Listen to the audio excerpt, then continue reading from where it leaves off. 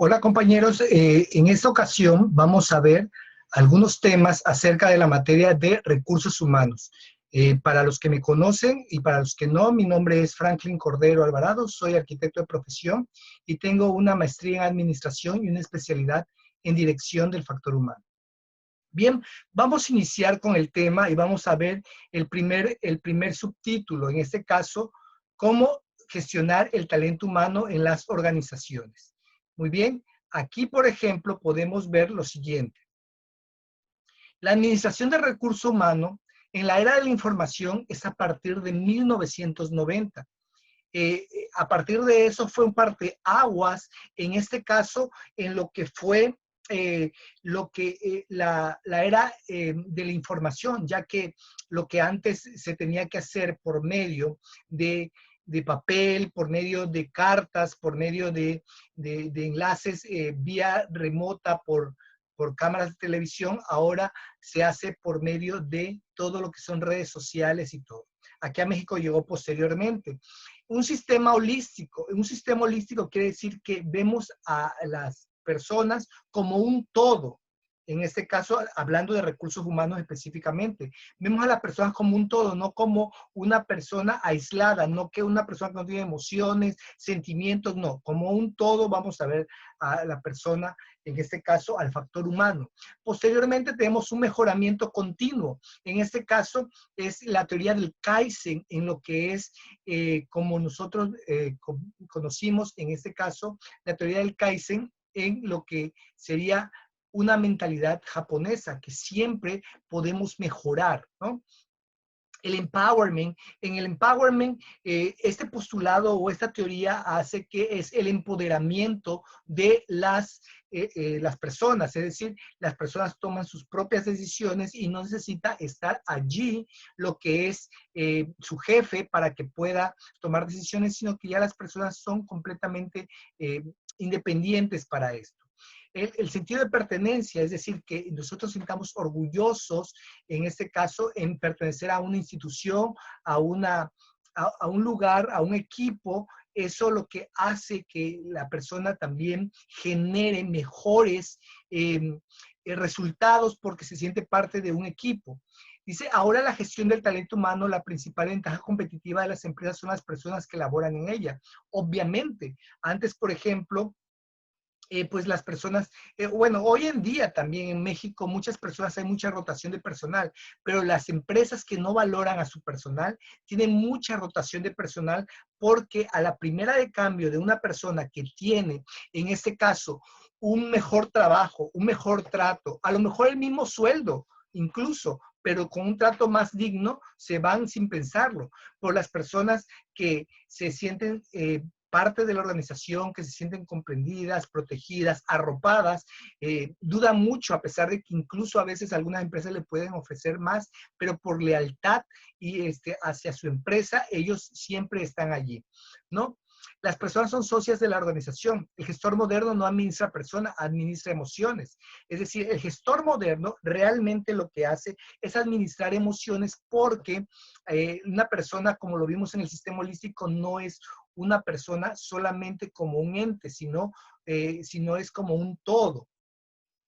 También trata de manera posible que esa emoción disminuya, ya que ya se ha escuchado o apoyándolo para que disminuya. Es decir, una persona que tiene un familiar enfermo, una persona que está en un proceso de divorcio, una persona que está realmente sufriendo la pérdida de un ser querido, no va a laborar y no va a rendir al 100% en las organizaciones. En este caso, la empresa puede apoyarlo, ya sea, en este caso, con el hospital de una alta especialidad, con el abogado de la empresa, con el contador de la empresa, etcétera, ¿no? Para que ellos puedan salir adelante con base a lo que sería el problema que ellos tengan.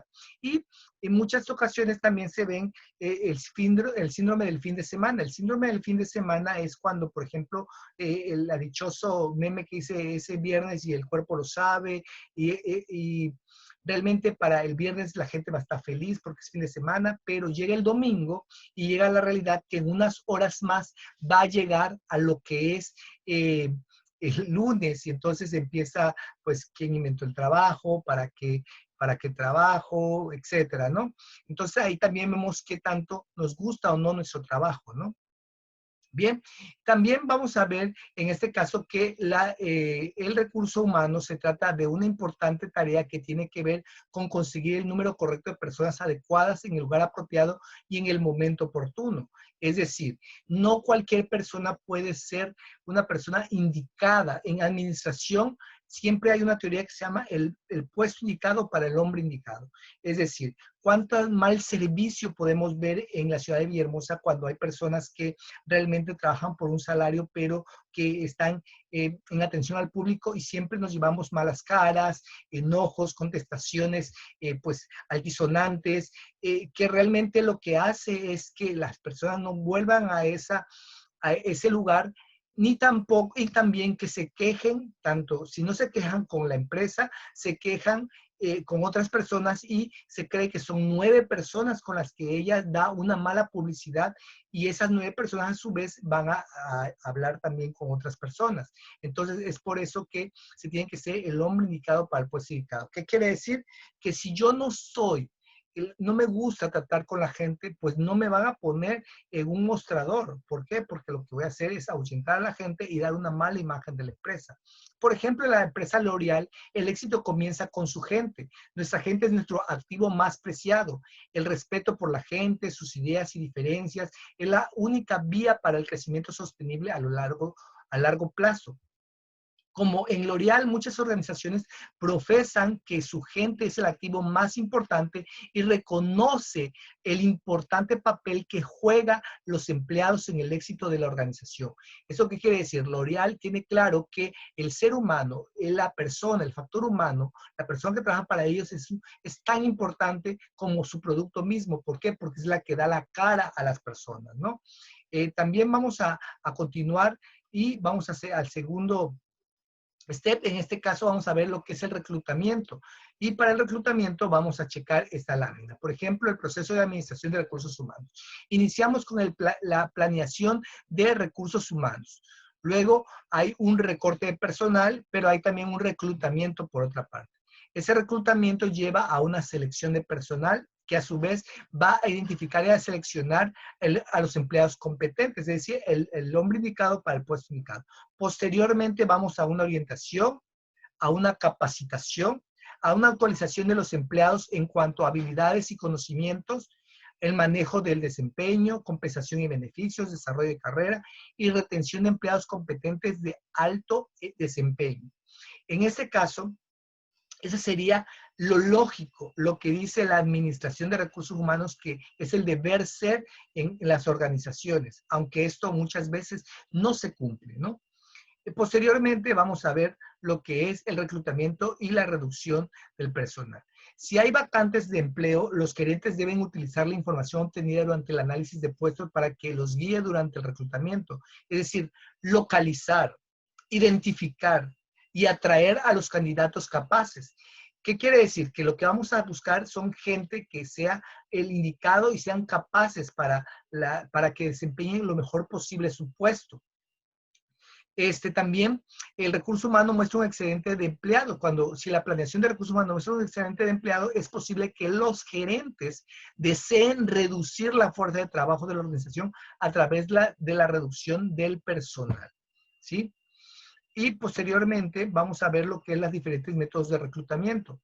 El reclutamiento, algunas organizaciones tienen métodos interesantes para buscar empleados. Por ejemplo, un equipo de reclutamiento de Southwest Airlines distribuyó una feria de empleos de bolsas para mareos con la frase enfermo por su trabajo, ¿sí? Southwest Airlines es una empresa de una aerolínea, ¿no? Para encontrar candidatos de ingeniería y ciencias de la computación, Google promueve en Google Games y dedica un día a las competencias entre equipos de estudiantes dentro de las instalaciones de la compañía. La firma de contabilidad de Toys y de Touch crea un festival de cine de Deloitte para solicitar films producidos por empleados sobre la vida de Deloitte a fin de utilizarlos en el reclutamiento de las universidades. La figura en diferentes, la que vamos a ver a continuación, diferentes métodos de reclutamiento que los gerentes pueden utilizar para encontrar potenciales candidatos laborales. Es decir, cada empresa es creativa para poder seleccionar a la persona indicada para el puesto, ¿no? Por último, vamos a ver también aquí, en esta lámina, que se hacía mención anteriormente, cómo son las fuentes para el reclutamiento. Puede ser por internet, puede ser por referencias laborales, pueden ser por sitios web de la compañía, puede ser por reclutamiento universitario u organizaciones profesionales de reclutamiento. En este caso, ahí están las ventajas y las desventajas, ¿no? Vamos a ver la primera, que es el internet. Dice que llega un gran número de personas, es posible obtener retroalimentación inmediata. La desventaja es que genera muchos candidatos no calificados, es decir, todos meten sus papeles aunque no califiquen, porque como dice el mexicano, a ver si es chicle y pega.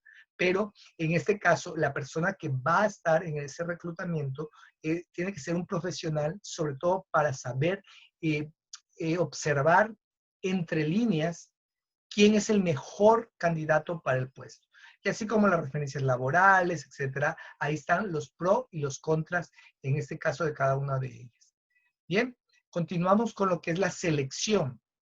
En cuanto a la selección, aunque el reclutamiento en línea es popular y permite a la organización identificar a los candidatos sin costo y de manera rápida, es posible que la calidad de candidatos no sea tan buena como cuando se utilizan otras fuentes. La investigación ha demostrado que las referencias laborales por lo general identifican a los mejores candidatos. ¿Por qué? Porque los empleados actuales conocen tanto el trabajo como a las personas recomendadas y tienden a dar referencias a los candidatos que están bien calificados. Además, sienten que su propia reputación está en juego, por lo que solamente recomiendan a aquellos en quienes confían que no lo harán quedar mal. Es decir, cuando nos piden referencias laborales, obviamente, si yo voy a dar una referencia de una persona, le voy a dar una referencia que realmente respalde mi palabra, no que yo dé una referencia y a la vez yo quede mal cuando esa persona se deje el trabajo botado o que sea una persona que no se adapta al entorno laboral, ¿no? También vamos a ver lo que es la reducción de personal, además del reclutamiento. Otro método para controlar la fuerza laboral es la reducción de personal, la cual no es una tarea placentera para los gerentes. Aunque es posible despedir a empleados, puede haber mejores opciones. Sin embargo, no importa cómo lo haga, nunca es fácil reducir la fuerza laboral de una organización. Es decir, a veces tenemos jefes que ellos no saben tratar con personas y no saben cómo comunicarse, cómo decir las cosas. Y por lo tanto, muchas personas salen huyendo de esos trabajos cuando la persona que está al frente, al cargo, la que debería saber en el trato del personal, etcétera, es un verdadero cacique o capataz. En cuanto a la selección, una vez que tenga un grupo de candidatos, el siguiente paso es el proceso de administración de recursos humanos, es la selección. La exposición de los candidatos al puesto para determinar quién es el más calificado para el trabajo. Los gerentes realmente necesitan seleccionar cuidadosamente, ya que los errores de selección pueden tener importantes implicaciones para la empresa. Es decir, es una pérdida de dinero para la empresa. Por ejemplo, un conductor de Fresh Direct de una tienda virtual de comestibles que entrega alimentos a muchísimas casas particulares de neoyorquinos fueron demandados y después encontrado culpable de acechar y acosar a clientes de género femenino. En T-Mobile, el mal servicio del cliente provocó que ocupara el último lugar en la lista de encuestas de satisfacción de clientes de J.D. Power. El primer paso de una revisión total del área de servicio al cliente fue la modernización de las prácticas de contratación de la compañía para incrementar las posibilidades de contratar empleados que fueran buenos en el servicio al cliente. Es decir, es importante aquí ver que los mismos empleados pueden ahuyentar a los próximos candidatos o la persona que está al frente de la selección del personal no sea la más indicada para lo mismo y por lo tanto realmente lo que crea allí es un vacío y sobre todo que deja mal a la empresa por esto, ¿no?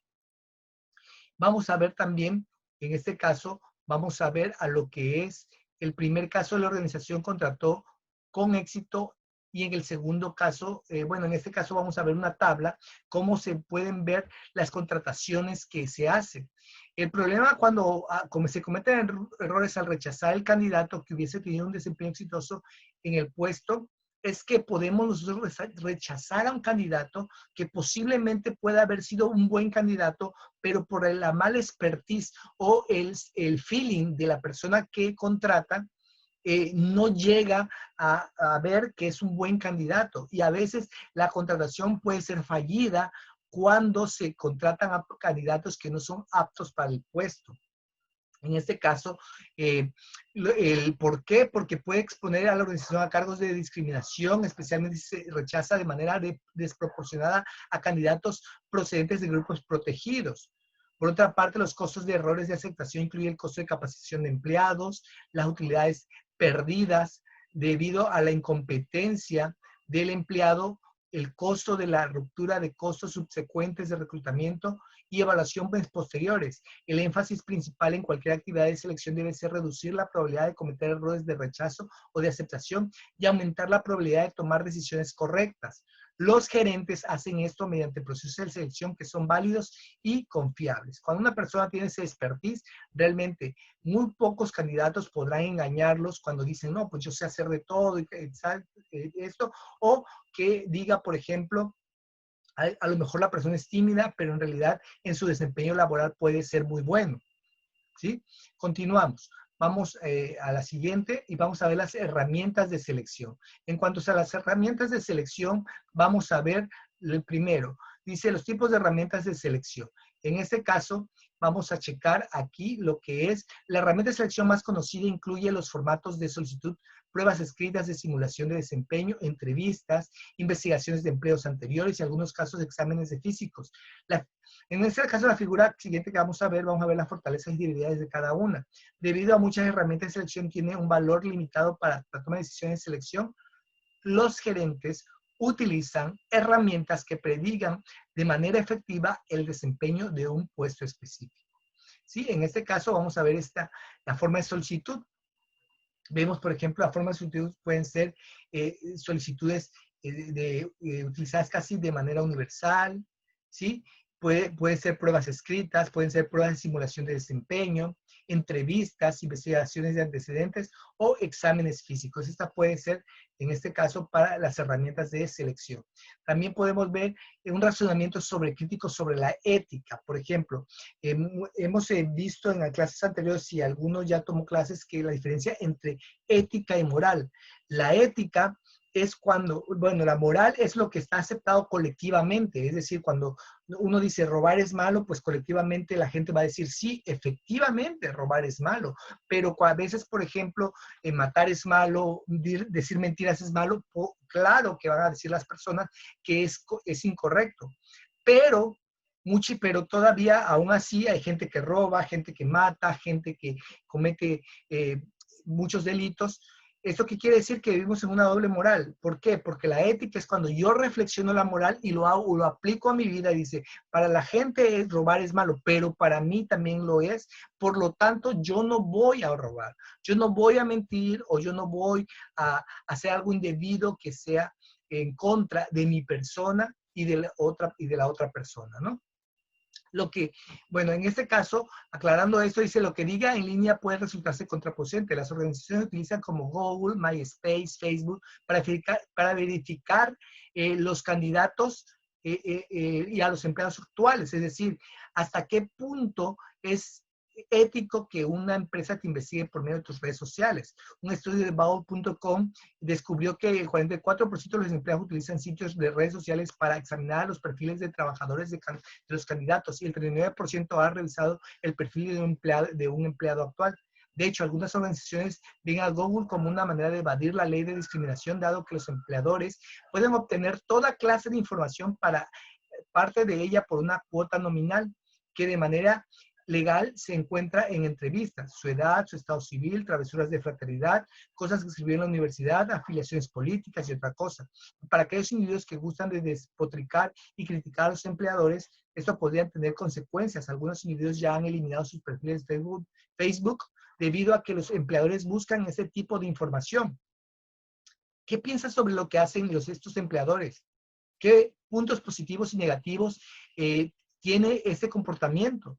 ¿Cuáles son las implicaciones éticas que ¿Qué lineamientos sugeriría para el procedimiento de selección de las organizaciones? Aquí vamos a ver hasta qué punto es legal, hasta qué punto invade nuestra privacidad cuando entran a este tipo de redes sociales. Por eso, a partir de ahora, cuando ustedes vayan a tener sus redes sociales, cuiden mucho lo que publiquen. O sea, la gente no le interesa que ustedes vayan diciendo si están enfermos de amor, si lo dejó su novia, su esposo, etcétera, si odian a fulanita. No, nosotros no tenemos por qué enterarnos de, en este caso, de las situaciones emocionales que pasemos, porque eso habla muy mal de nosotros. Más que hablar mal de la otra persona, hablamos primero mal de nosotros por nuestra inestabilidad emocional, ¿no? Y por último, vamos a ver aquí lo que es la capacitación de empleados. La capacitación de los empleados es una importante actividad de la Administración de Recursos Humanos. Si el trabajo demanda un cambio de habilidades del empleado, debe cambiar. Se ha estimado que las firmas de negocios de Estados Unidos gastan más de 58.5 mil millones de dólares anuales en capacitación formal para el empleado. Por supuesto, los gerentes son responsables de la decisión del tipo de capacitación que requieren los empleados cuando lo necesitan y qué forma deben tomar la capacitación. Aquí la capacitación es importante. ¿Por qué? Porque un empleado capacitado va a rendir mucho más. Lo malo que muchas veces los empleados no quieren ir a la capacitación porque lo hacen fuera del horario de trabajo. Entonces, ahí tendría que hacer una negociación entre el empleado y el trabajador y el patrón para saber cuál sería lo más óptimo, ¿no? Continuamos, entonces, el recorte de personal o downsizing. Vamos a ver qué significa eso. El recorte de personal o downsizing es la eliminación de puestos de trabajo dentro de la organización. Cuando una organización tiene demasiados empleados, lo cual puede suceder cuando una organización enfrenta la reducción del segmento de mercado, ha recibido demasiado agresivamente o ha sido administrada de manera deficiente. Una opción para aumentar los ingresos es eliminar parte del exceso de empleados. Muchas compañías reconocidas han encontrado personal, entre ellas Boeing, Volkswagen, McDonald's, Dell, General Motors, Unisys, Siemens, Merck, Washington Mutual. ¿Cómo pueden manejar los gerentes la reducción de personas de la mejor manera? Son de esperar interrupciones en el área de trabajo de la vida laboral de los empleados. Estrés, frustración, ansiedad, enfado son reacciones típicas tanto en los individuos despedidos como en los sobrevivientes. Entonces, aquí podemos ver también que en esta figura que vamos a continuar, tenemos que ser lo más honesto posible. Por ejemplo, tenemos que comunicarnos de manera abierta y honesta. Tenemos que seguir reglas, proporcionar apoyo, designar roles, enfocar en levantar la moral. Es decir, muchas personas que dan, en este caso, la despedida de los trabajos lo hacen de la peor manera. O no dan ninguna razón. Entonces, las personas, muchas veces por ignorancia, muchas veces porque son personas que jamás han visto estos temas o jamás, por ejemplo, son personas que han trabajado, por ejemplo, con grupos de personas minoritarios, por ejemplo, o no están capacitados para el puesto, es decir, no es la persona indicada para el puesto indicado. ¿Sí? Y también vamos a ver lo que es, en este caso, el gerente necesita saber si los empleados realizan su trabajo de modo eficiente y efectivo o si es necesaria una mejora. Eso es lo que hace el sistema de manejo de desempeño. Establece los estándares de desempeño utilizados para evaluar el desempeño del empleado. ¿De qué manera evalúan los gerentes al desempeño de empleados? Aquí en donde entran los diferentes métodos de evaluación del desempeño. El método de evaluación de desempeño, más del 70% de los empleados de los gerentes tienen problemas para hacer una revisión crítica del desempeño de un empleado de bajo desempeño. Evaluar el desempeño de alguien nunca es una tarea fácil, especialmente con empleados que no hacen bien su trabajo, pero los gerentes pueden hacer mejor esta labor mediante cualquiera de los 7 métodos de evaluación de desempeño. ¿Ok? Aquí, por ejemplo, toda empresa debería tener una evaluación de desempeño, pero que realmente sea efectiva. Aquí, por ejemplo, unos ejemplos. Puede ser una evaluación de desempeño por medio de ensayos escritos, incidentes críticos, escala gráfica de calificación, escala de calificación basada en el comportamiento Barnes, comportamiento multipersonales, administración por objetivos y evaluación de los 360 grados. Cada uno de ellos, por ejemplo, tiene su descripción aquí para que nosotros podamos ver cómo podría evaluar. Pero cada empresa es independiente para saber qué es lo que ellos pueden hacer. Por ejemplo, Petróleos Mexicanos es una empresa que realmente utiliza una evaluación de desempeño del personal, y esa evaluación de desempeño del personal en Petróleos Mexicanos. Y el CIADI, por ejemplo, es, en este caso, la evaluación al desempeño que nosotros, que ellos, por ejemplo, utilizan, es un software realmente. En el CIADI es una herramienta que promueve el desarrollo profesional, la gestión de equipos de trabajo y los procesos de organización y alineación a la estrategia de negocios. El CIADI es el Sistema Institucional de Administración del Desempeño Individual en Petróleos Mexicanos. Y en este vamos a ver, por ejemplo, si ven en el centro dice el diálogo. Y el diálogo va de la planeación, la tutoría que debe tener con su jefe inmediato, la revisión, ¿sí? Con su jefe inmediato y el reconocimiento. Realmente Petróleos Mexicanos, para dar un préstamo, para dar algún, ya sea préstamo hipotecario o préstamo para un coche, el empleado de Petróleos Mexicanos siempre tiene que tener el CIADI, y si no lo tiene, no le dan el préstamo, ¿no? Muchas veces, por ejemplo, es responsabilidad del líder de Pemex convertir la estrategia de resultados y clarificar a su equipo de trabajo la visión de negocios y asociar las metas del área con la administración del desempeño individual mediante el adecuado uso de 4 etapas de la herramienta CIADI, que son, en este caso, la planeación, la revisión, perdón, la planeación, la tutoría, la revisión y también, y finalmente, el reconocimiento. Es decir, cuando el empleado también tiene un reconocimiento que es impulsar el resultado sobresaliente, reforzar las actividades, motivarlo y ocurrir. Obviamente que esto es lo ideal, quizás en la práctica no sea tan real, ¿no? Como se ve en estas láminas, ¿no? Pero este es un ejemplo de lo que hace una empresa como Petróleos Mexicanos. La compensación y beneficios. La mayoría de nosotros espera recibir la compensación apropiada de nuestros empleadores. El desarrollo de un sistema de compensación efectivo y apropiada es una parte importante del proceso de la administración del RH.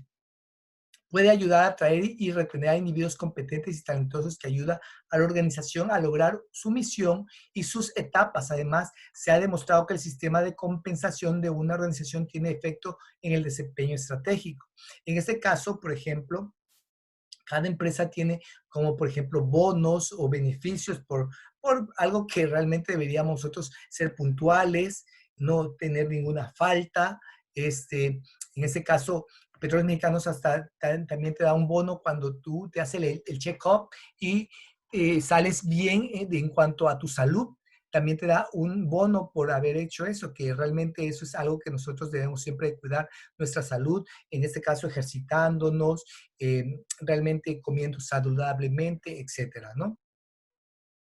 Y finalmente vamos a ver aquí que la compensación y beneficios. La mayoría de nosotros espera recibir la compensación apropiada apropiada de nuestros empleadores. El desarrollo de un sistema de compensación efectivo y apropiado es una parte importante del proceso de administración de recursos humanos. Puede ayudar a atraer y a retener a individuos competentes y talentosos que ayuden a la organización a lograr una misión y sus metas. Y esto no solamente en lo que es eh, una empresa, sino también en un país. Por ejemplo, Venezuela, mucha gente de los que han salido de allá son gente profesionista, que ha salido allí huyendo porque ya no se puede vivir en esta ciudad, en este país, ¿no?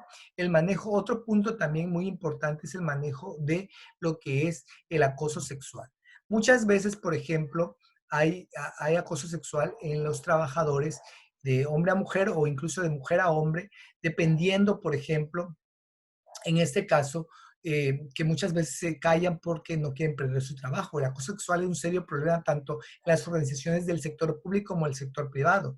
Durante el 2007 se presentaron más de 12.500 quejas en el Equal Employment Opportunity Commission. Aunque la mayoría de las quejas son presentadas por mujeres, en 2007 el porcentaje de cargos presentados por hombres alcanzó el nivel más alto de 16%.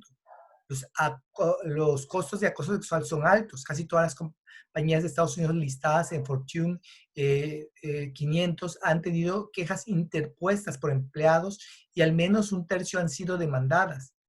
Los acuerdos han promediado más de 15 millones de dólares. Además, estima que el acoso sexual le cuesta a una típica compañía de Fortune 506.7 millones de dólares cada año por ausentismo, baja productividad, rotación de personal. Y el acoso sexual no es un problema que se presenta únicamente en Estados Unidos, es un problema global. Por ejemplo, en México es un problema también que se presente, en este caso, el acoso sexual, porque muchas veces los jefes quieren o malinterpretan el lenguaje de las señoritas. Por eso es importante que cuando yo les doy esa área de la vestimenta, de la imagen pública, les hablo acerca de no dar un mensaje equivocado a las personas con escotes pronunciados, etcétera, porque a lo mejor es tu estilo, pero cuando nosotros trabajamos en una empresa, en una institución, tenemos que guardar cierto protocolo de vestimenta, sobre todo porque no queremos dar otra impresión. ¿Sí? También vamos a ver lo que es las obligaciones y la sensibilidad y responsabilidad. Por ejemplo, los datos recabados en la Comisión Europea arrojan que entre 30 y 50% de los empleadas de los países de la Unión Europea han sufrido alguna forma de acoso sexual. Se han levantado cargos de acoso sexual contra empleados de otros países como Japón, Australia, Nueva Zelanda y, por supuesto, nuestro país, México, ¿no? También podemos ver aquí que el manejo de acoso sexual. El acoso sexual se define como cualquier acción o actividad de naturaleza sexual que afecta explícita o implícitamente el empleo de sus individuos, su desempeño, su entorno de trabajo. Esto puede suceder entre empleados del sexo opuesto o del mismo sexo. Entonces, el acoso sexual implica todo, ¿no? Cuando nosotros no queremos caer en problemas, a veces quedamos callados con tal de no perder nuestro trabajo. Muchos problemas asociados con el acoso sexual tienen que ver con la determinación exacta de lo que se constituye el comportamiento ilegal. Algunas comisiones definen el acoso sexual como aproximaciones sexuales desagradables, solicitudes de favores sexuales y otras conductas físicas y verbales de naturaleza sexual. Constituyen acoso sexual cuando dicha conducta afecta explícita o implícitamente al empleo del individuo, interfiere de manera no razonable con el desempeño laboral del individuo o crea un ambiente intimidante, hostil u ofensivo, ¿no? Y también vamos a ver los romances en el trabajo. Este es otro tema, por ejemplo, cuando muchas empresas no permiten, en este caso, que los trabajadores sean, por ejemplo, sean novios. ¿Por qué? Porque eso al final, cuando se pelean entre los compañeros, se crea un ambiente tenso de trabajo. Y si alguna vez ha invitado a salir a alguien que de su trabajo, si no es así, alguna vez se ha sentido atraído hacia alguien de su trabajo, y pensado en buscar una relación. Esas situaciones son más comunes de lo que usted piensa. 40% de los empleados entrevistados por el Wall Street Journal dijeron haber tenido un romance de oficina. Y otras encuestas descubrió que el 43% de los hombres solteros y 28% de las mujeres solteras dijeron estar abiertas a citarse con un compañero de oficina.